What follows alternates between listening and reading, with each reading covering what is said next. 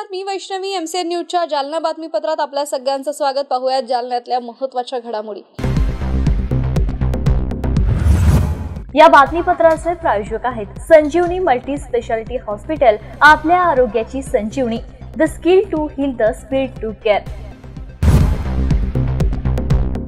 गायीची कत्तल करतानाचा व्हिडिओ सोशल मीडियावर व्हायरल करणाऱ्या कसायासह त्यांच्या साथीदारांना सदर बाजार पोलिसांनी ताब्यात घेतलंय.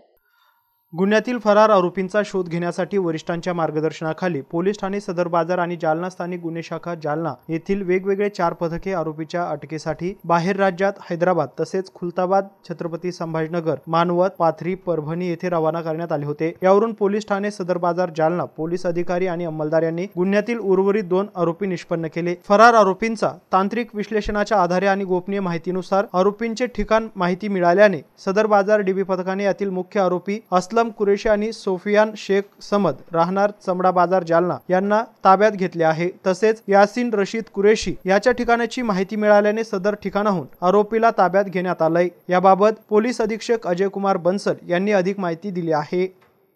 एक गोवंश हत्याची व्हिडिओ व्हायरल झाली होती, ज्याच्या भरपूर नागरिकांमध्ये त्याच्याबद्दल रोष उत्पन्न झाला होता. याची त्याच दिवशी पोलिसांनी स्वतःहून त्याच्यावर ऍक्शन घेतला होता आणि स्वतःहून पोलीस फिर्यादी होऊन FIR त्याच दिवशी दाखल करण्यात आली होती. नंतर त्याच्यामध्ये नवीन BNSची 111 कलम पण ऍड करण्यात आली त्या केसला स्ट्रॉंग करण्याबद्दल, कारण तो एक ऑर्गनाइज्ड गँग होता त्यामुळे करण्यात आली. त्याचा मुख्य आरोपी सगळे पसार होते आणि त्याला शोधण्यासाठी 4-5 दिवसापासून पोलिसांची सतत प्रयत्न सुरू होता. त्यामध्ये police team Parbhani, Pathri, Manwat, Khuldabad, Sillod, even हैदराबादला पण एक टीम आणि जालना जिल्ह्यामध्ये पण रांजणी, घनसावंगी, वरती हसनाबाद हा सर्व परिसरमध्ये भरपूर शोध घेतला. त्यामध्ये काल आम्हाला पहिला ब्रेक थ्रू भेटला. एक आरोपी सोफियान कुरेशी अटक करण्यामध्ये पोलिसाला सक्सेस भेटली आणि त्या लिंकला पुढे घेऊन त्यामध्ये मुख्य आरोपी असलम कुरेशीला काल रात्री उशिरा ज्यावेळी विसर्जन सगळा सुरू होता पोलिसला ताब्यामध्ये घेण्यामध्ये सक्सेस प्राप्त झालेली आहे.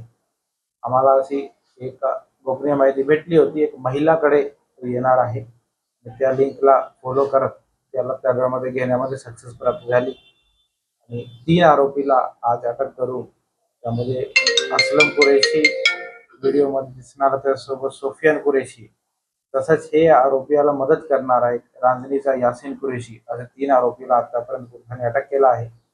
आज सकाळी त्यांना कोर्टामध्ये प्रोड्यूस केल्यानंतर माननीय न्यायालयाने 4 दिवसाची पोलीस कस्टडी त्यांना दिलेली आहे. आणि आता आमचा सगळा पुढचा तपास, ही घटना नेमकी एक्झॅक्टली कधीची आहे, कुठे झालेली आहे, एक्झॅक्ट घटनास्थळ, नंतर त्यामध्ये कुठल्या मोबाईलमध्ये शूट ओरिजिनल व्हिडिओ प्राप्त करणार असो, हे गोवंश कुठून आला, हे सगळ्या पॉईंटवर तपास आता त्यांना पोलीस कस्टडीमध्ये पुढच्या 4 दिवशी पोलीस करणार आहे.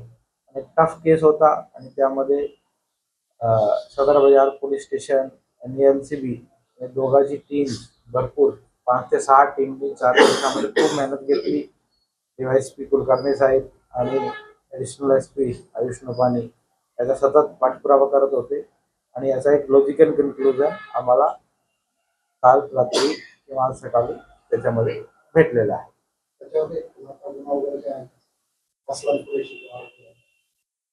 त्याच्यात जुना भरपूर रेकॉर्ड आहे, 10 ते 11 केसेस आहे, भरपूर केसेस त्याचे सुटलेले आहे आणि एक केस त्याचा न्यायप्रविष्ट आहे रायटिंग 324चा. अटक हमने किया है, हमारी टीम का ही सर्च कर रही थी, परभनी में ढूंढ रही थी, मानवत, पाथरी, अलग अलग जगह पे उसको अटक करने में सक्सेस मिला है फायनली. आणि जो मी सांगितलं, जो आम्हाला एक लिंक सापडलं होतं त्या लिंकला फॉलो केल्यावर झालेला आहे. याच्यामध्ये मी पुढे बोलून पुढच्या आता ह्या विषयामुळेच आपला कालचं वातावरण थोडा शहरामध्ये खराब झाला होता. काही लोकांनी, ठराविक लोकांनी अशी एक भूमिका, त्यांची डिमांड होती की अटक बद्दल डिमांड होती की अटक झाला पाहिजे, नाहीतर हे होणार ते होणार. पण इथे थोडा चुकीचा म्हणण्यामध्ये हरकत नाही, कारण आमच्याकडे काही जादूची कांडी नसते. प्रयत्न सुरू होता. आता हे आमचा सुदैव आहे की तो बरोबर विसर्जन सुरू असताना भेटला. मे बी अजून आम्हाला आठवडा लागला असता, 15 दिवस लागले असते, कारण सांगू शकत नाही. पण हे आमची प्रयत्नाला कुठेतरी यश आला. आणि हे आपण इंग्लिशमध्ये म्हणतो पोएटिक जस्टिस, की विसर्जन सुरू असतानाच तो भेटला. पण मी जालनाचे मॅच्युअर लोकांचा एक आभार मानू इच्छितो, की खासकर गणेश महासंघाचा आणि काही गणपती मंडळ होते, काही बिझनेसमॅन, जालनाचे व्यापारी, लोकप्रतिनिधी, ज्यांनी अनंत चतुर्थीचा पवित्र ठेवला आणि अतिशय सुंदर मिरवणूक काल निघालेली आहे. आणि त्यामध्ये एक कौतुकची जो गोष्टी आहे की डीजे मुक्त बऱ्यापैकी 90% म्हणण्यामध्ये हरकत नाही, डीजे मुक्त होता. काही लोकांनी लावले होते तरी ते छोटे स्पीकर लावले होते, मोठा डीजे एकही मला दिसला नाही. आणि भरपूर लोकांनी पारंपरिक वाद्य, ढोल, ताशे वगैरे आणि अतिशय सुंदर काहीतरी होते लावले होते.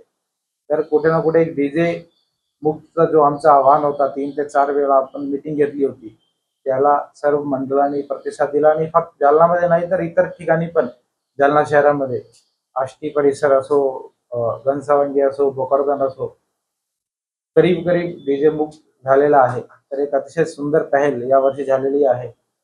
पुढच्या वर्षी एक वेळाबद्दल अजून जर झाला तर खूप चांगला होईल. यावर्षी हे सगळं प्रकरण म्हणजे थोडा उशीर झाला, त्याचा फटका कुठे ना कुठे शेवटी महिला आणि मुलं यांना बसतो, की त्यांना कमी एन्जॉय करता येते. कारण एकदा 11-12 वाजले की महिलाला घरी जावंच लागतं. जरी यंग पोरग तरी रात्रभर ते करू शकतात, रोडवर फिरू शकतात. पण अतिशय सुंदर मिरवणूक झाली आणि आता 4 वाजता अंदाजा पूर्ण विसर्जन त्याचं संपलेलं आहे. जो नवीन कुंड झाला नगरपालिकेच्या वतीने, त्यामुळे बराच स्मूथ विसर्जन करता आलेलं आहे. आणि अतिशय सुंदर एक गणपती उत्सव पार पडल्यामुळे सर्वांना, नागरिकांना माझ्यातर्फे, पोलीस डिपार्टमेंटतर्फे आभार. जालना शहरातील श्री गणेश विसर्जन यंदा शांततेत आणि निर्विघ्नपणे पार पडलं. हे विसर्जन तब्बल 32 तास चाललं. महानगरपालिकेच्या वतीनं नव्यानं तयार करण्यात आलेल्या छत्रपती संभाजी महाराज विसर्जन कुंडामध्ये 352 सार्वजनिक गणेश मंडळांच्या मूर्तींचं विसर्जन करण्यात आलं. विसर्जनाच्या पार्श्वभूमीवर पोलीस प्रशासनाच्या वतीने संपूर्ण जिल्ह्यात चोख बंदोबस्त तैनात करण्यात आला होता. संपूर्ण जिल्ह्यात जवळपास 1600 पोलीस कर्मचारी तैनात होते. त्याचबरोबर 750 होमगार्ड, SRPFच्या 2 कंपन्या असा एकूण जवळपास 2800 पोलिसांचा बंदोबस्त तैनात करण्यात आला होता. या विसर्जनाच्या प्रक्रियेमध्ये गृहरक्षक दलाचे जवान, वैद्यकीय पथक, अग्निशमन दल, स्वच्छता विभागाचे सफाई कर्मचारी आणि पोलीस प्रशासनातील कर्मचाऱ्यांची विशेष मेहनत होती. त्याचबरोबर विसर्जनासाठी आलेल्या सर्व गणेश भक्तांनी आणि गणेश मंडळातील पदाधिकाऱ्यांनी पोलीस प्रशासनाला सहकार्य केले. त्यामुळे सर्व गणेश मंडळाचे पोलीस प्रशासनाच्या वतीने आभार व्यक्त करण्यात आल्याचं जालन्याचे अप्पर पोलीस अधीक्षक आयुष नोपानी यांनी माहिती देताना सांगितलंय. हे पूर्ण गणपती जे अनंत चतुर्दशीच्या आपला विसर्जनचा बंदोबस्त होता. याच्यामध्ये पूर्ण जिल्ह्याची फोर्स जे जवळपास 1600 लोकांची आहे, त्याचबरोबर 750 होमगार्ड आणि SRPFची 2 कंपनी, असे ऑलमोस्ट 27-2800चा बंदोबस्त होता. आणि पूर्ण जिल्ह्यामध्ये आपण जर पाहिलं तर जालना सिटी वगळून सगळे ठिकाणी 12-1च्या दरम्यान विसर्जन संपलेला होता. पण जालना सिटीमध्ये विसर्जन आता संध्याकाळी 4 वाजता संपलं. तर एकूण जर आपण पकडला तर जालना सिटीमध्ये आपले पोलीसची जी फोर्स होती, त्यांनी काल सकाळी 8 पासून आपण बंदोबस्त डिप्लॉय केला होता आणि आज संध्याकाळी 4 पर्यंत जवळपास आपण कॅल्क्युलेट केला तर 32 तासाचा लगातार बंदोबस्त आमची पोलीस फोर्सने केलेला आहे. आणि पूर्ण विसर्जन एकदम शांततामध्ये पार पडला. एकही कुठलेही इन्सिडेंट घडला नाही. आणि याच्यामध्ये गणेश महासंघच्या महत्त्वपूर्ण भूमिका होता. त्यांनी जे माहोल काल थोडा दूषित झाला होता, काही लोकांनी असा भूमिका ठरली होती की विसर्जन करणार नाही आम्ही, तरी ते गणेश महासंघाची भूमिका मुळे सगळे मंडळांनी पुढे येऊन विसर्जन केलं. त्यांचे नियोजन पण खूप सुंदर होता आणि सगळे मंडळांनी पोलिसांचं पण भरपूर सहकार्य केलं. राज्य निवडणूक आयोगाच्या मान्यतेनं जालना शहर महानगरपालिकेच्या प्रथम निवडणुकीसाठी प्रारूप प्रभाग रचनेचा नकाशा आणि व्याप्ती महानगरपालिकेच्या वतीनं प्रसिद्ध करण्यात आली आहे. राज्य निवडणूक आयोगाच्या मान्यतेने जालना शहर महानगरपालिकेच्या प्रथम निवडणुकीसाठी प्रारूप प्रभाग रचनेचा नकाशा आणि व्याप्ती दिनांक 3 सप्टेंबर 2025 रोजी प्रसिद्ध करण्यात आली असून प्रारूप प्रभाग रचनेवर 3 सप्टेंबर ते 15 सप्टेंबर पर्यंत राजकीय पक्षांना आणि नागरिकांना सूचना घेऊन हरकती घेण्यात येणार असून 8 सप्टेंबर पर्यंत एकूण 4 हरकती महानगरपालिकेत प्राप्त झाल्या आहेत। या हरकतीवर दिनांक 16 सप्टेंबर ते 22 सप्टेंबर दरम्यान सुनावणी घेण्यात येणार असल्याची माहिती महानगरपालिकेचे सहाय्यक आयुक्त केशव कानपुडे यांनी एमसीएन न्यूजशी बोलताना दिली आहे। आणि ना हरकती कधीपर्यंत आहे, मुदत वगैरे काय या संदर्भात सांगा। राज्य निवडणूक आयोगामार्फत मान्यता घेऊन जालना शहर महापालिकेचा प्रारूप प्रभाग रचनेचा नकाशा आणि व्याप्ती आम्ही 3 सप्टेंबर रोजी प्रसिद्ध केली आहे आणि ती 15 पर्यंत आहे। 3 सप्टेंबर ते 15 सप्टेंबर पर्यंत शहरातील राजकीय पक्षांना आणि नागरिकांना त्याच्यावर हरकती आणि सूचना घेता येतील। आता कालच्या दिनांक 8 पर्यंत आमच्याकडे 4 हरकती प्राप्त झालेल्या आहेत। काय अंतिम मुदत वगैरे काय? 15 सप्टेंबर पर्यंत लोकांना हरकती घेता येतील आणि 16 ते 22 दरम्यान त्या हरकतीवर जिल्हाधिकाऱ्यांमार्फत सुनावणी घेण्यात येणार आहे। आव्हान वगैरे काय करणार? ते आव्हान काय नसतं, ते कायदेशीर प्रक्रिया आहे। गायींची कत्तल करतानाचा व्हिडिओ सोशल मीडियावर व्हायरल करणाऱ्या एकूण 5 आरोपींना सदर बाजार पोलिसांनी अटक केली आहे। पोलीस स्टेशन सदर बाजार हद्दीमध्ये गोहत्येचा व्हिडिओ प्रसारित झाल्यानंतर गुन्हा दाखल करण्यात आला होता। या घटनेसंदर्भात यापूर्वी असलम कुरेशी, सोफियान कुरेशी त्याचप्रमाणे यासिन कुरेशी अशा 3 आरोपींना सदर बाजार पोलिसांनी ताब्यात घेतलं होतं। आता पुन्हा नव्याने तपासात 2 आरोपींना सदर बाजार पोलिसांनी ताब्यात घेतलंय। त्यामध्ये मोईन कुरेशी, शहबाज कुरेशी या दोघांना सायंकाळी ताब्यात घेतलं असून पुढील तपासकामी उच्च न्यायालयात हजर करण्यात येणार असल्याची माहिती सदर बाजार पोलीस ठाण्याचे पोलीस निरीक्षक संदीप भारती यांनी दिली आहे। ही कारवाई डीबी पथक प्रमुख Shailesh Maske, PSI Sachin Sanap, head constable SK Digole, Tadvi Gophane यांनी केली आहे। याबाबतचा अधिक तपास स्वतः सदर बाजार पोलीस ठाण्याचे पोलीस निरीक्षक संदीप भारती हे करत आहे। पोलीस स्टेशन सदर बाजार हद्दीमध्ये गोमातेच्या हत्येसंदर्भाने व्हिडिओ प्रसारित झाल्यानंतर विविध कलमांनुसार FIR क्रमांक 745/25 अशाप्रमाणे गुन्हा दाखल करण्यात आला होता आणि यापूर्वी त्यातील असलम कुरेशी, सोफियान त्याचप्रमाणे यासिन अशी 3 आरोपींना आपण यापूर्वीच अटक केली आहे आणि तशी प्रसारमाध्यमांनाही आपण माहिती दिलेली आहे। या गुन्ह्यातील इतर आरोपींचा आपण शोध घेतला असता काल आपल्याला 2 आरोपी मिळून आलेले आहेत, मोईन कुरेशी आणि शहबाज मोईन कुरेशी, दोघे राहणार मंगळ बाजार जालना। दोघा मिळून आल्यांना त्यांना आपण रितसर अटक करण्यात आलेली आहे आणि आता माननीय न्यायालयात समोर त्यांना प्रस्तुत करत आहोत। अजूनही आरोपींचा शोध चालू आहे आणि तपास चालू आहे। सदरचा तपास आम्ही स्वतःच करत आहोत।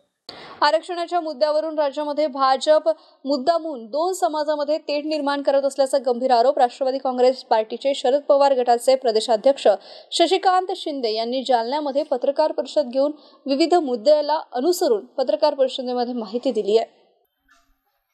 शरद पवार आणि त्यांच्या पक्षाचे आमदार मराठा आरक्षणाच्या आंदोलनात सहभाग घेतात आणि त्यांचाच पक्ष मंडळ आयोग यात्रा काढत असल्याचा गंभीर आरोप ओबीसी नेते लक्ष्मण हाके यांनी केला होता।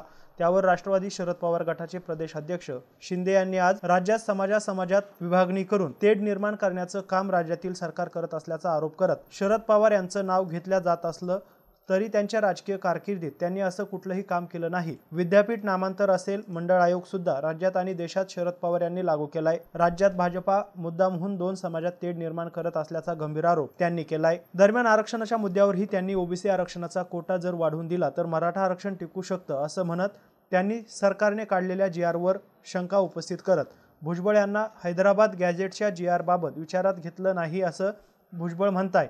एकनाथ शिंदे यांच्याशी चर्चा झाल्याचं म्हणताय, त्यामुळे त्यांचेच मंत्री खुश नसतील, मंत्र्यात एक वाक्यता नसेल तर राज्यातील सरकारने त्यावर खुलासा करावा अशी मागणी देखील शशिकांत शिंदे यांनी केली आहे।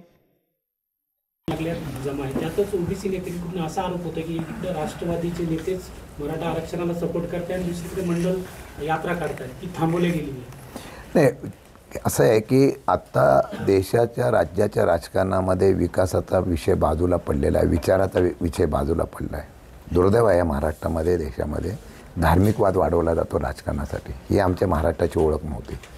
मग काय केलं जातं, आज एका विशिष्ट समाजाला विभागणी करायची आणि समाजामध्ये तेढ करून राजकारण करायची ही प्रवृत्ती वाढली. आज तुम्ही शरद पवार साहेबांवर नाव घेत आहे. आम्ही त्यावेळी बोललो की पवारसाहेबांच्या आजच्यापर्यंतच्या राजकीय कारकिर्दीमध्ये त्यांनी कुठल्या समाजाच्या बाबतीमध्ये अशा प्रकारची भूमिका घेतलेली मला दाखवून द्या. डॉक्टर बाबासाहेब आंबेडकरांच्या असलेल्या मराठवाडा विद्यापीठाला नाव दिलं ना, त्यावेळेला किती विरोध झाला. मंडल आयोग लागू केलं ना, कोणी केलं? पहिलं राज्यामध्ये देशामध्ये पहिलं पवारसाहेबांनी लागू केलं. तेव्हा समाज घेतलं का? असं आहे की भाजप हे जाणीवपूर्वक त्यांना भीती आहे पवारसाहेबांची राज्यामध्ये. हाच एक नेता आहे की त्यांची खुर्ची त्यांची सत्ता घालू शकतो. म्हणून नियोजन पद्धतीने समाजामध्ये तेढ कशी निर्माण करायची आणि आपली सत्तेची पुढे आमचं आजही आव्हान आहे, तुम्ही विकासावर जावा. आज मला 2.5 वर्षामध्ये 2 वर्षामध्ये एकदाच तरी विकासावर कुठल्या प्रकारचं सरकारच्याकडून धोरण जाहीर झालेलं का सांगावं. कुठलंही धोरण. आता महिलांच्या बाबतीमधला निर्णय झाला, त्याला आता चाळणी लावायला सुरुवात केली. कर्जमाफीच्या वेळेला बोलतात तुम्ही जे आश्वासन दिले त्याच्यावर कुठला निर्णय घेतला? कुठलाही निर्णय घेतलेला नाही. तुम्हाला असं म्हणायचं का की आता देवेंद्र फडणवीसांनी काल परवा जी बैठक घेतली आणि डॉक्युमेंट तयार केलं की 1947 मध्ये आपले देश महासत्ता होणार वगैरे, त्याच्यावर तुमचं काही त्याच्याबद्दल मत नाही? कुठली डॉक्युमेंट तयार महासत्ता होणार आहे? राज्य आणि केंद्र सरकार आपलं भारत ही महासत्ता होणार म्हणून जे विकासाची स्वप्न रंगवतोय ते खोटे आहेत असं म्हणायचं? त्यांनी सांगावं कसं होणार ते. मला कसं विचारतं, मी सत्तेत आहे. त्यांनी सांगावं. आता अमेरिकेची आपली फारकत झालेली आहे, इतर राष्ट्रांची मैत्री करून दिली आहेत, पण ते राष्ट्र किती तुम्हाला सहकार्य करणार आहोत. आता या सर्व गोष्टी जे आता जे धोरण काल परवा मुख्यमंत्र्यांनी डिक्लेअर कुठलं धोरण जाहीर केलं? त्याच्यामध्ये 1 नंबरला भगवद्गीता, 2 नंबरला बायबल, 3 नंबरला कुराण, 4 नंबरला मग याच्यावर प्रगती होत असेल देशाची तर मग मला वाटतं त्यांचा मुद्दा विचार करणार. आता परवा जो GR काढला मुंबईला मराठा आरक्षणाचा, तुम्ही समाधानी आहात का? नाही, आता समाधानी कोण? आता ज्यांनी आंदोलन केलं ते समाधानी असतील तर आम्ही कसं सांगायचं ते समाधानी असतील तर मी कसं सांगणार नाही म्हणून. पण हैदराबाद गॅजेटच्या बाबतीमधले जे लोक नोंदी नव्हत्या त्याच्या संदर्भामधला त्यांनी ते लाभ होतील अशा प्रकारची परिस्थिती आहे. दुसऱ्यावरला ते सांगतात ओबीसीला कुठेही धक्का लागणार. आमचं म्हणणं तसंच होतं की ओबीसीचा कोटा वाढवून तुम्ही केंद्रातून अशा प्रकारचं आरक्षण दिलं तर ते टिकू शकतो. आता ते देतील नाही देतील. आता बंजारा समाजाचं आंदोलन सुरू झालेलं आहे, त्यांची मागणी आली. धनगर समाजाचं आंदोलन सुरू झालं, त्यांचं मागणं आलं आहे. त्यानंतर मला वाटतं लिंगायत समाजाचं आंदोलन सुरू झालं, त्यांची मागणी आलेली आहे. शिंदे असं संभाजीनगर म्हटलं की याच्यामध्ये नवीन काहीच नाही, याच्यात काही नवीन नाही. आता त्यांच्यात एकमत होत नसेल तर मला कसं विचारताय? खरं त्यांच्यामधल्या वादाचा तिथं फटका समाजाला पडतोय, वेगवेगळ्या समाजाला.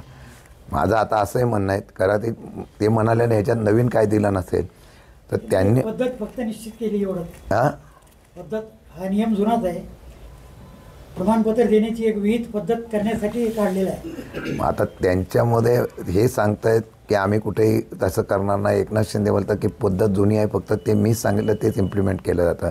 एकनाथ शिंदे इथं का कार्यरत नव्हते मला माहीत नाही मध्यंतरच्या काळामध्ये, किंवा ते श्रेय एकाच पक्षाला मिळावं म्हणून काय नियोजन झालं का याचं पण मला उत्तर नाही, ते त्यांना विचारायला पाहिजे. तुम्ही आता ज्या बैठकीसाठी आलात आणि नंतर मेळावा घेतला वगैरे वेळ, त्या बैठकीच्या दृष्टीने जालना जिल्ह्यामध्ये पक्ष बांधणे मजबूत आहे असं तुम्हाला वाटतंय?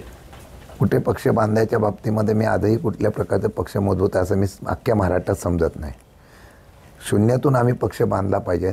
ठराविक जे आम्ही सगळे राहिलेले आहेत त्यांना घेऊन लोकांचे विषय घेऊन आम्ही पक्ष जर बांधण्याच्या संदर्भातला प्रयत्न केला. आमच्याकडे तेवढं एकच शस्त्र आहे की लोकांच्या प्रमुख मागण्या, त्यांचे प्रश्न, त्यांच्यावर आंदोलन, जनजागृती करणं हेच काम करणार. आणि तुम्हाला जालन्यामध्ये येत्या काळामध्ये युवकांचा प्रश्न असेल, शेतकऱ्यांचा प्रश्न आहे. आता आम्ही निवेदन देण्यापुरतं थांबलेलो नाही, तुम्हाला प्रत्यक्ष लोक रस्त्यावर आमचे आलेले तुम्हाला पाहायला मिळतील आंदोलन करता. कायदा विरोधामध्ये उद्धव ठाकरेंनी राज्यव्यापी आंदोलनाची हाक दिली, त्यावर तुमची काय भूमिका? महाविकास आघाडीने दिलेलं आहे. यशवंतराव चव्हाण प्रतिष्ठानमध्ये ज्यावेळेला आदरणीय साहेब असतील, उद्धव ठाकरे साहेब असतील, त्यानंतर कम्युनिस्ट असतील, सगळे काँग्रेस असेल, सगळे एकत्र बसले होते. आणि ही जी 10 तारखेची तारीख ठरलेली आहे ती सगळ्या पक्षाची म्हणून अख्ख्या राज्यामध्ये जिथं महापुरुषांचा पुतळा आहे तिथं सगळे एकत्र होणार आहे. जिल्ह्यामध्ये निवेदन देणार आणि आंदोलन करणार. नंतर 2 तारखेला परत सांगतो, 2 तारखेला मग जेलभरो आंदोलन. महात्मा गांधींचं ज्यावेळेला हे आहे जयंती आहे त्या दिवशी जेलभरो आंदोलन होईल. आणि जनसुरक्षा कायदा हा आमच्यासाठी पण नाही तुमच्यासाठी पण आहे. तुम्हाला सुद्धा मोकळेपणाने लिहिता बोलता येणार नाही, त्यासाठी हे आंदोलन आहे. म्हणून या सगळ्या गोष्टीतून आम्ही तसं आंदोलन करतो आहे. हे एका पक्षाचं नव्हे तर सरकारच्या कृतीविरुद्ध सगळं विरोधी पक्षाच्या असलेल्या लोकांचे आंदोलन आहे. सर, पोखरण योजनेमध्ये जालना जिल्ह्यामध्ये लाखोंचा भ्रष्टाचार झाला. त्या उपविभागीय कृषी अधिकाऱ्यांना सस्पेंड केलं, परत त्यांना पदोन्नती दिली. आजही त्या कार्यरत आहेत आणि गेल्या 3 वर्षांपासून ही चौकशी चालू आहे. 40 जणांची समिती येते, पण अजूनही त्याचा निकाल लागलेला नाही आणि तुम्ही परत तोच विषय आता आज घेतलेला आहात. हा विषय आम्ही नवीन जिल्हाधिकारी आल्यामुळे त्यांच्याकडे दिलेला आहे. पोखरण नव्हे तर महाराष्ट्रामधल्या सगळ्या खात्यामध्ये प्रत्येक ठिकाणी भ्रष्टाचार झालेला आहे. ज्यावेळेला आरोप होतो त्यावेळेला त्या आरोपाचं खंडन करत असताना सरकारकडून कारवाई करण्याचं आश्वासन दिलं जातं. सभागृहात पण दिलं जातं, बाहेर पण दिलं जातं, पण कारवाई होत नाही. समिती गठीत झाली, 48 जणांची समिती येऊन गेली, 6 महिने चौकशी करून गेली आणि नंतर अध्यक्षानंच राजीनामा दिला आणि ते सेवानिवृत्तही झाले. पुन्हा दुसरी समिती गठीत केली, ती अजून काम करायला तयार नाही. म्हणजे मागच्या 6 महिन्यापासून याच्यावर नुसतं गुराळच चालू आहे. जेवढा कोट्यवधीचा भ्रष्टाचार झाला तेवढा पुन्हा लाखो रुपये खर्च या समितीवर होतोय, तरी अजून ते पूर्णत्वास जात नाही आणि परत तुम्ही तो विषय घेताय. नाही, असं आहे. मग आपण आवाज उठवायचाच नाही का? जोपर्यंत त्या ठिकाणी जोपर्यंत याला न्याय मिळत नाही तोपर्यंत आवाज उठवणं गरजेचं आहे. निवेदन देऊन होत नाहीये ना. तुम्हाला मी सांगितलं काय, आम्ही निवेदनापुरतं मर्यादित राहणार नाही. जे विषय आहे तुमचा त्याच्यावर आवाज उठवलेला राष्ट्रवादी काँग्रेस पक्ष तुम्हाला पाहायला मिळेल. सर, तुम्ही आता जिल्हाधिकाऱ्यांना भेटला, तुमचा पहिलाच मुद्दा आहे की शेतीचं जे काही नुकसान झालं, त्यांनी काही सांगितलं का मागच्या मे महिन्यापासून आतापर्यंत किती ठिकाणी पंचनामे झाले, किती नाही. क्षेत्रपाती? आम्ही त्यांना आम्ही सांगितलं मे महिन्यापासून पाऊस कधी सुरू होत नव्हता. मे महिन्यापासून पाऊस सुरू झाला आहे, तो आत्तापर्यंत पाऊस चालू होता. आमचं एवढंच म्हणणं आहे की या बाबतीमध्ये बांधावर जाऊन शेतावर जाऊन नुकसान भरपाईचा पंचनामे व्हावे. ही ज्यामधून ह्याच्या पद्धतीने जे होते नुकसान भरपाई ते होऊ नये, त्याची पाहणी होऊ नये. त्यांच्याकडून अहवाल घेऊ. आमचं म्हणणं आहे सरकारचा निकषसुद्धा बदलला पाहिजे. तो 65 मिलीमीटर पाऊस पडल्यानंतर जो ओला दुष्काळ जाहीर करायचा असतो तो ह्याच्या पकडू नये. हल्ली पाऊस सलग पडत नसतो, तो एकदमच एवढा पडतो की तो 5-10 दिवसाचा पाऊस एकाच वेळा पडून जातो. ते निकष बदलण्यासाठीच आमचं म्हणणं आहे की नुसतं जालन्यापुरतं नव्हे, महाराष्ट्रामध्ये हे निवेदन दिलेलं असलं तरी पवारसाहेबांच्या उपस्थितीमध्ये जे मोर्चा होईल तेव्हा सरकारकडं मुख्यमंत्र्यांकडे आम्ही हे निवेदन देऊ आणि त्याच्याबद्दलचा न्याय मागण्याची भूमिका आम्ही करू. सरकारनं जो GR दिला जरांगे पाटलांना, त्याविरोधात मंत्री छगन भुजबळ कोर्टात जाणार आहे हायकोर्टात. सरकारचे मंत्री आहेत, सरकारच्या मध्ये सरकार काढण्यापूर्वी आम्हाला दाखवलं नाही असं भुजबळ म्हणतात. तर एकनाथ शिंदेंनी सुद्धा असं म्हटलंय की GR काढण्यापूर्वी माझी भुजबळासोबत चर्चा झाली. नाही, हे हा विषय आमचा नाही आहे, हा विषय सरकारचा आहे. सरकारमधलेच मंत्री जर खुश नसतील, सरकारच्या मंत्र्यामध्येच एक वाक्यता नसेल, तर मला वाटतं की या बाबतीमध्ये त्यांनी त्यांचा खुलासा करणं गरजेचं आहे आणि मग त्याच्यावर आम्ही भाष्य करण्यापेक्षा त्यांनीच उत्तर दिलं पाहिजे. रायगडच्या पालकमंत्री पदासाठी अजून बऱ्याच पालकमंत्र्यापद धुसफूस आहे. नुसतं रायगडचं काय, बऱ्याच लोकांना चांगले पालकमंत्री पाहिजे. नाशिकचं पण पालकमंत्री आता तुमच्या हातात सत्ता नसल्यामुळे होते असं वाटतं. हां, काय होतं नाही, बऱ्याच लोकांना घेतल्यामुळे ते सत्ता टिकवणं तारेवरची कसरत झालेली आहे. त्यामुळे कमी लोकांच्या हातात सत्ता दिली तर हे प्रश्न उभे राहणार नाही. अजित पवारांचा एक व्हिडिओ सध्या सोशल मीडियावर व्हायरल होतोय. करमाडच्या DSP आहेत, त्यांना मी DCM बोलतोय, तुला मला बघायचं अशा पद्धतीचं ते आहे. त्यांनी एकदा आत्मक्लेशही केला होता अशाच एका प्रकरणामध्ये. तुमच्या पक्षातून ते तिकडे गेलेत, होता काय सल्ला द्याल त्यांना? आता मी कसा सल्ला देणार जुने सहकारी त्यांना? मी सल्ला कसा देणार? हां, तुमचे जुने सहकारी नाही, ते जुने सहकारी जरी असले त्यांचा स्वभाव त्यांच्या पद्धतीने आहे, ते बोलण्याची पद्धत त्यांची असते. अधिकाऱ्यांना धाकात घेतात, कार्यकर्त्यांना धाकात घेतात, नेत्यांना धाकात घेतात. आता ते बोलतात त्याचं कसं आत्मसात करावं हे अधिकाऱ्यांना आणि समोरच्या कार्यकर्त्यावर अवलंबून असतं की त्यांच्या बोलण्याचा अर्थ चुकाचा लावायचा का बरोबर लावायचा. नाही, हे अजितदादांचा जो राष्ट्रवादी काँग्रेस आहे आणि तुम्ही हे भविष्यात एक होणार वगैरे चर्चा आहे, त्यात किती तथ्य आहे? आजच्या घडीला मी त्या दिवशी अध्यक्षपद घेतलं, त्या दिवशी सांगितलं या विषयाला पूर्णविराम आम्ही दिलेला आहे. आता आमचं लक्ष पूर्ण पक्ष मजबूत करणं, बांधणं आणि त्या ठिकाणी सत्य करणं. हां, त्यांनी पक्षात यावं अशा प्रकारचा विषय जो आहे त्यांनी विचार केला त्यांनी विचार केला तर तुम्ही होकार द्या. हा निर्णय इथं नाही. पक्ष आता आम्हाला फक्त स्वतःच्या ताकदीवर, सामान्य कार्यकर्त्याच्या ताकदीवर आम्हाला उभं करायचं आहे. अजितदादा अधिकाऱ्यांना धाकात घेऊन अनाधिकृत किंवा अवैध कामं करून घेतात का? सरकारच घेते. फक्त अजितदादांचा विषय चालला त्याच्यामुळे आज या बऱ्याच लोकांचा विषय आहे. फक्त हे अजितदादांचा बाहेर आला, बाकी घ्यायचा व्हिडिओ येईल ना. महसूल मंत्री बावनकुळे यांनी कुठलाही दंड माफ केलेला नाहीये. रोहित पवार प्रसिद्धीसाठी खोटे आरोप करत असल्याचा दावा माजी मंत्री तथा परतूर मतदारसंघाचे आमदार बबनराव लोणीकर यांनी केलाय. या कामाला लागणारा मुरुम आहे, दगड आहे, रेती आहे, याची खदान तहसीलदारनं द्यायची आहे. काम मोठं असल्यामुळं, 600 कोटीचं काम असल्यामुळं काही अधिकार तहसीलदारांना असतात. मोठ्या कामात रॉयल्टी भरायचे ते SDMकडे अधिकार असतात आणि 600 कोटीचं काम असल्यामुळं याचे पैसे भरायचे आहेत ते अपर जिल्हाधिकाऱ्याकडं आणि कलेक्टरकडं. मात्र मेघा इंजिनिअरिंग कंपनीनं तहसीलदार, SDM, अप्पर जिल्हाधिकारी यांची कुणाचीही परवानगी न घेता, खदानीतून गौण खनिज उत्खनन न करता, त्यांना वाटेल तिथं कुठं गायरान जमिनीतून उत्खनन केलं. आंबडची देवी आहे, या देवीची जमीन आमच्या पाटोद्याला आहे. तहसीलदार त्याचे अध्यक्ष आहेत, त्यांनाही विचारलं नाही. आणि एकूण त्यांना जो काही दंड लागलेला आहे ते बेकायदेशीर उत्खनन केलेलं आहे. खदानीच्या 7/12 द्याव्या लागतात, पैसे भरलेलं चलन द्यावं लागतं आणि हे सगळे पेपर दिल्यानंतर कार्यकारी अभियंता, अधीक्षक अभियंता यांच्या नियंत्रणामध्ये या सगळ्या गोष्टी होतात. गौण खनिज कोणालाही न विचारता यांनी काढलं. ही सगळी वाहनं, जवळपास 100 वाहनं जप्त झाली होती. याला 94 कोटी रुपयाचा दंड लागला होता. हा दंड फक्त परतूर विधानसभा मतदारसंघातला आहे, 2 तालुक्यातला.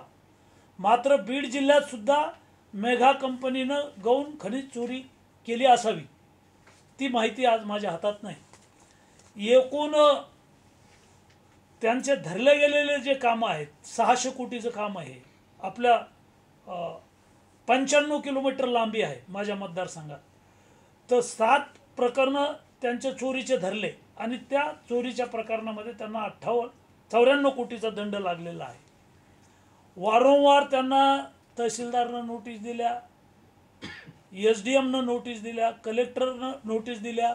मात्र त्यांनी नियमाचं 100% उल्लंघन केलं. एक तर ज्या खदानीतून तुम्ही गौण खनिज काढता तिथून जे वाहनं आणायची आहेत, हायवा असतील, टिप्पर असतील, त्या वाहनाला मशीन बसवायचं आहे, GPS मशीन. कोणत्या गावातून, कोणत्या खदानीतून मुरुम आणला, कोणत्या खदानीतून गोदावरी, दुधना, पूर्णा नदीतून रेती आणली, म्हणजे GPS मशीन बसवलं नाही, सरळ चोरी केलेली आहे. त्यांना 94 कोटी रुपयाचा दंड लागला होता. या प्रकरणामध्ये मी महसूल मंत्री आहेत, प्रधान सचिव आहेत, ह्यांच्याकडं गौण खनिज चोरीच्या तक्रारी केल्या. माननीय विभागीय आयुक्त सुनील केंद्रेकर साहेबांकडे तक्रारी केल्या, जालन्याच्या जिल्हाधिकाऱ्याकडे तक्रारी केल्या. सामान्य माणसानं मंदिराच्या बांधकामाला एक ट्रॅक्टर वाळू आणली तर तुम्ही त्याला दंड लावता, त्याच्यावर पोलीस केस करता. शाळा खोलीला वाळू आणली त्याच्यावर कारवाई होते. वाळूचं मोफत धोरण आहे, वाळू मिळत नाही. गरिबानं बैलगाडीत जरी वाळू आणली तर त्याच्यावर केस होते. मग यांनी एवढी मोठी चोरी केलेली आहे. 600 कोटीचं काम आहे, त्याला लागणारी रेती, त्याला लागणारा मुरुम, त्याला लागणारा दगड चोरी केला. आणि तत्कालीन जिल्हा अधिकाऱ्यांनी खंदारे दैफळचं खडी क्रेशर सील केलं. त्यांची 100 वाहनं जवळपास लावली, जप्त केली. विभागीय आयुक्तांनी काही रक्कम भरून घेतली केंद्रेकर साहेबांनी आणि ती वाहनं सोडली. याच्यामुळं की माननीय गडकरी साहेबांचा हा ड्रीम प्रोजेक्ट होता. त्यांना 2000 कोटीचं काम, 450 किलोमीटर लांबीचं काम 3 वर्षात करायचं होतं. त्यामुळं ही वाहनं सुटली. त्याने हमी लिहून दिली. रस्ते विकास महामंडळाचे अधीक्षक अभियंता, कार्यकारी अभियंता यांनी हमीपत्र लिहून दिलं कमिशनरला की आम्ही हे बिलातून पैसे भरतो. मात्र गौण खनिजचे पैसे भरले नाही. शेवटी जिल्हाधिकाऱ्यांनी त्यांना 94 कोटीचा दंड लावलेला आहे. कॉन्ट्रॅक्टर किती मोठा असेल, लहान असेल, गुन्हा केला, अपराध केला, चोरी केली, त्याच्यावर कारवाई होते. आता हे 7 प्रकरणं आहेत. 7 ठिकाणचं गौण खनिज काढलंय. त्याच्यानंतर आता गोदावरीचा 2 किलोमीटरवरचा पूल आहे, त्याच्यातही यांनी असंच केलं. तिथलचीच वाळू घेतली, खदानीतून वाळू घेतली नाही. म्हणजे जिथं जाऊ तिथं त्यांचा धंदा हा आहे. हे सगळं प्रकरण आहे ते पूर्वीच्या सरकारच्या काळातलं आहे. बावनकुळे साहेब त्यावेळेला भारतीय जनता पक्षाचे प्रदेशाध्यक्ष होते, ते मंत्री नव्हते. मात्र आमदार रोहित पवार यांनी चुकीच्या माहितीच्या आधारे, त्यांचे काही सोर्स असतील, चुकीच्या माहितीच्या आधारे माननीय चंद्रशेखर बावनकुळे साहेबांवर जे आरोप लावलेले आहेत त्यांनी 94 कोटीचा दंड माफ केला. हे धांदा खोटा आहे. रोहित पवारांना जी माहिती कोणी दिली असेल ते त्यांचे सोर्स चुकीचे आहेत. बावनकुळे साहेबांचं काम पारदर्शी आहे. मी त्यांना हा विषय केबिनला जाऊन बोललो, त्यांच्या कानावर हा विषय टाकला आणि त्यांनी सभागृहात आश्वासन दिलं, विधानसभेच्या सभागृहात आश्वासन दिलं की हा जो काही दंड लावलेला आहे याला जी स्थगिती दिलेली आहे याची स्थगिती प्रधान सचिवाबरोबर बसून आपण स्थगिती उठवू आणि मेघा कंपनीकडून 94 कोटी रुपये हे लावलेला दंड हा गुन्हा आहे, अपराध आहे. 52% दंड लावता येतो अशी जर चोरी करीत असेल कोणी तर बावनकुळे साहेबांच्या प्रकार हे त्यांच्या काळातलं नाही आहे. ते त्यावेळेला मंत्री नव्हते. मात्र मीडियामध्ये रोहित पवारांनी राजकीय द्वेषापोटी पारदर्शी असणाऱ्या, कर्तबगार असणाऱ्या महसूल मंत्र्यावर खोटे आरोप लावलेले आहेत. ते निराधार आहेत. रोहित पवारांना माहितीच पाहिजे होती तर त्यांनी मला फोन करायचा असतं. माझ्या मतदारसंघातलं प्रकरण होतं, माझी तक्रार होती, माझी लक्षवेधी होती. त्यांनी खरं म्हणजे रेकॉर्डवर जे सभागृहात उत्तर आलं ती माहिती घेऊन बोलायला पाहिजे होतं. हे प्रकरण पूर्वीच्या सरकारच्या काळातलं आहे. बावनकुळेंचा यामध्ये काही संबंध नाही. रोहित पवारांनी असे हवेत गोळीबार करू नये. चुकीचं आहे. त्यांना खूप पुढं जायचं आहे. प्रसिद्धीसाठी ती जी स्पर्धा लागली 2 राष्ट्रवादीत याच्यासाठी त्यांनी केलेले आरोप हे खोटे, धांदात आणि बोगस आहे. बावनकुळे साहेबांनी कुठलीही दंड माफ केलेलं नाही. आणि राधाकिशन विखे पाटील महसूल मंत्री होते, त्यांनी सुद्धा दंड माफ केलेला नाही. त्यांनी तात्पुरती स्थगिती दिली होती.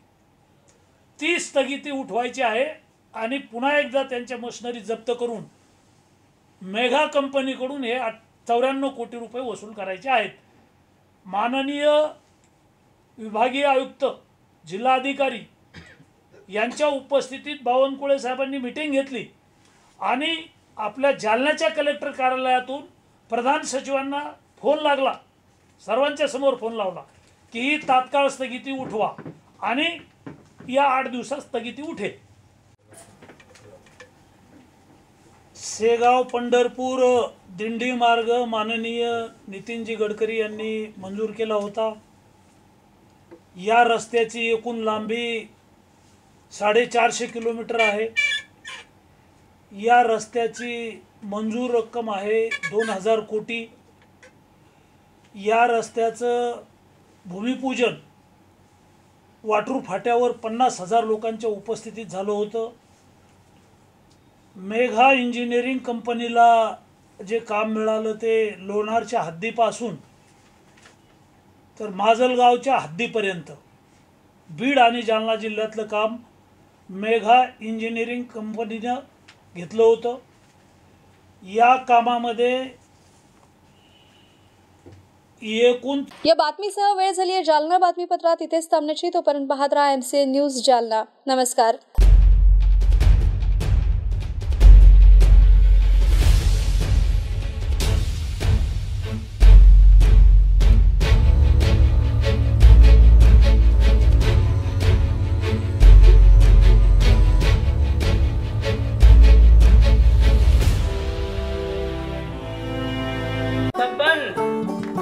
आपको कलेक्टर साहिबा के हाथों से इनामी घर मिल रहा है। आपका घर बहुत सुंदर होगा ना? अरे नहीं बेटा, हम तो बहुत छोटे आदमी हैं। चाचू डोंट वरी, मैं बड़ी होकर आपके लिए और सबके लिए मजबूत और सुंदर घर बना के दूंगी। कालिका सरिया लाना मत भूलना। कालिका TMT सरिया कंक्रीट से करे मजबूत जोड़ और भूकंप, संग, आग से लड़कर घर को दे दीर्घायु। कालिका सरिया मैं भूली नहीं। बेटिया आप कलेक्टर। कालिका TMT, फैसला जो मजबूत हो। संजीवनी मल्टी स्पेशालिटी हॉस्पिटल, ऋषी पार्क, अंबर चौफुली, जालना।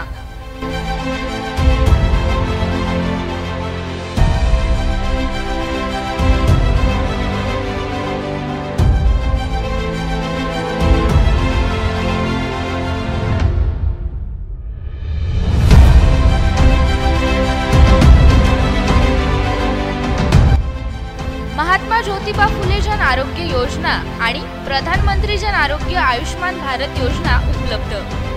मेडिसिन विभाग, बालरोग विभाग, स्त्रीरोग विभाग, अस्थिरोग विभाग, सर्जरी विभाग, नाक कान घसा विभाग आणि पॅथॉलॉजी विभागात काम करणारी तज्ञ डॉक्टरांची team.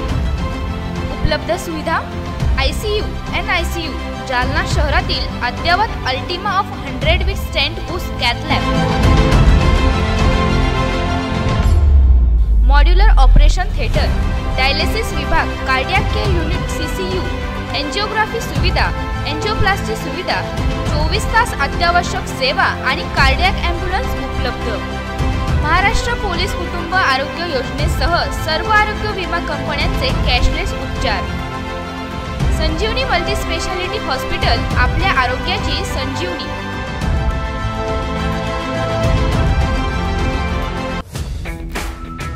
Kothari international dream school CBSE pattern, शैक्षणिक वर्ष 2025-26 साठी प्रवेश देणे सुरू। शैक्षणिक वर्षासाठी LKG ते 9वी पर्यंत ऍडमिशन सुरू। आमचे वैशिष्ट्य, जालना शहरातील पहिली हायटेक वायफाय कॅम्पस असलेली इंग्लिश शाळा, डिजिटल क्लासरूम आणि iPad सुविधा उपलब्ध, वातानुकूलित क्लासरूम, बस सुविधा देखील उपलब्ध, क्षेत्र भेट आणि गेस्ट लेक्चर, विद्यार्थ्यांचा सर्वांगीण विकास। NCERTच्या धर्तीवर CBSE पॅटर्नची सुविधा उपलब्ध, अनुभवी शिक्षक वृंद, प्रशस्त क्लासरूम आणि प्रशस्त मैदान, रोबोटिक्स आणि कोडिंग यासह अनेक सुविधा विद्यार्थ्यांसाठी उपलब्ध। आपल्या मुलाच्या उज्ज्वल भविष्यासाठी एकदा अवश्य भेट द्या।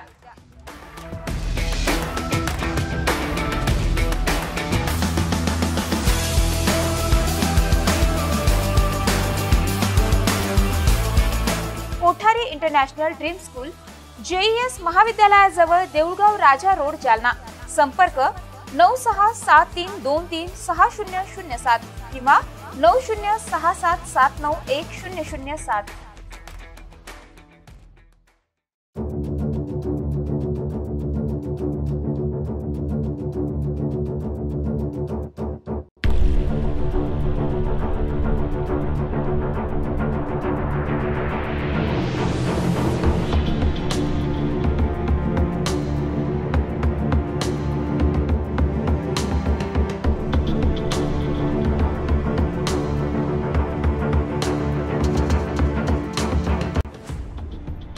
जालना शहर महानगरपालिका जालना यांच्यातर्फे जाहीर आवाहन। पावसाळ्याचे दिवस आले तरी आपल्याकडे होणारा पाणी पुरवठा स्वच्छ शुद्धीकरण करूनच करण्यात येतो। आपल्याकडे नळाला आलेले पाणी स्वच्छ भांड्यात, भांडे स्वच्छ धुवून झाकून ठेवावं। आपल्याला नळ आपल्या दारात, नालीत फुटलेला नसावा याबाबत काळजी घ्यावी। शहरात सध्या अधिकृत नळ कनेक्शन शोध मोहीम सुरू आहे। आपला नळ अधिकृत असेल तर आपल्यास अधिकृत नळ नियमित करण्यासाठी नोटीस आली असेल तर दंडाची रक्कम तात्काळ भरणा करावी। आपण दंडाची रक्कम न भरल्यास आपणावर पोलिसात गुन्हा दाखल करण्यात येईल याची नोंद घ्यावी। महानगरपालिकेची कोणत्याही नागरिकावर गुन्हा दाखल करण्याची इच्छा नाही, मात्र आपण दंडाची रक्कम भरली नाही तर नाईलाजाने आपणावर गुन्हा दाखल करण्यात येईल याची आपण नोंद घ्यावी। याकरिता सर्व नागरिकांनी वरील बाबींचे तंतोतंत पालन करावे आणि महानगरपालिकेस सहकार्य करावे।